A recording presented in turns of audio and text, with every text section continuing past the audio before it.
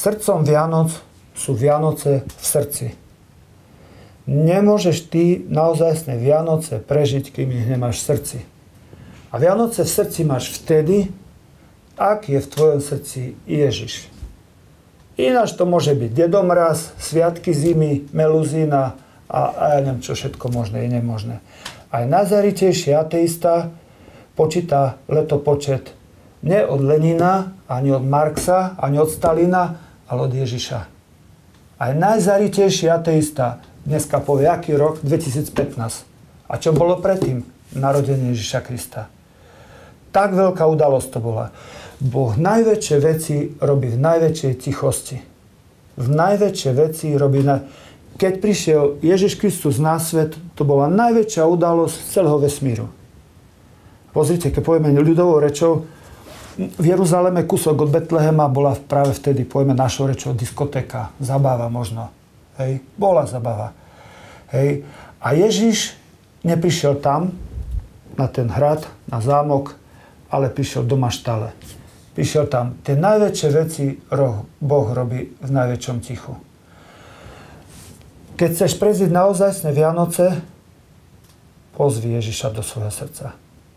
Pozvi ho. Musíš byť svätý, až tak Ježiša pozvať, to by sme sa načakali. Taký, aký si, pozvi Ježiša.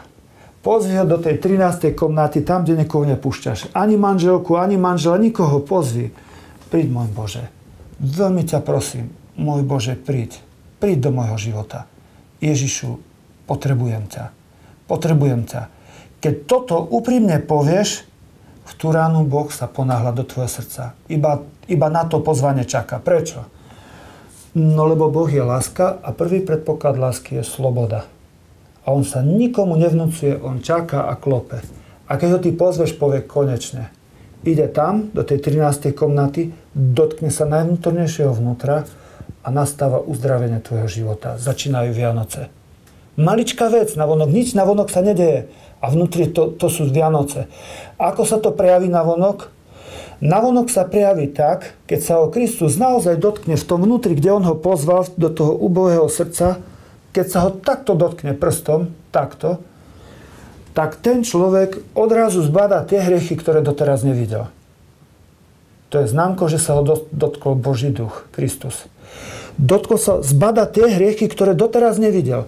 Zatúži sa ich zbaviť a tretie, dostane milosť, aby sa ich zbavil. Takýto človek odrazu vidí svoje hriechy, prizná a vyzná. Ja to tak zvyknem povedať, kto nevidí svoje hriechy? Jaké kradnutie? Ja nekradnem, ja len premiesňujem. Hej, podnikám. On neprizná. Kto prizná, ale nevyzná. Hej, takto vidí, ale neprizná. Tak, hej, čiže tamten nevidí a tento vidí, ale neprizná. Prišiel som do roboty, otvorila sa mi taška, ložisko mi samo skočilo. A presne do môjho traktora. Ja som nič nezrobil, pán farár, to samo skočilo.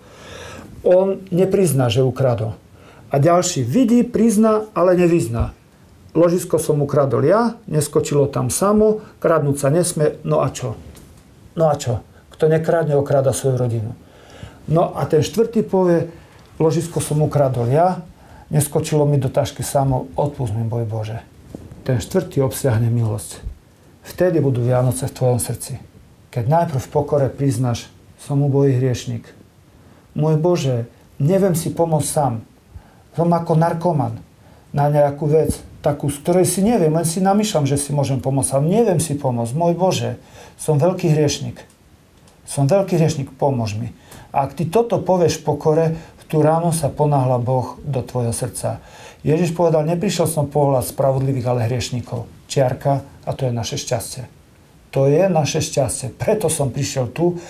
A ty na tieto Vianoce, už teraz v advente, už ten príchod Pána Ježiša Krista, keď to očakávanie, už v tom období ho môžeš pozvať.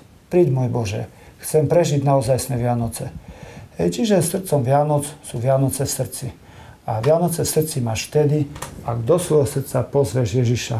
A Ježiša máš vo svojom srdci vtedy, ak pokore priznáš svoj hriech, svoju biedu a poprosíš ho, aby ťa uzdravil. A Boh príde a skutočne ťa uzdravuje. Toto asi by som chcel odkázať ľuďom na Vianoce.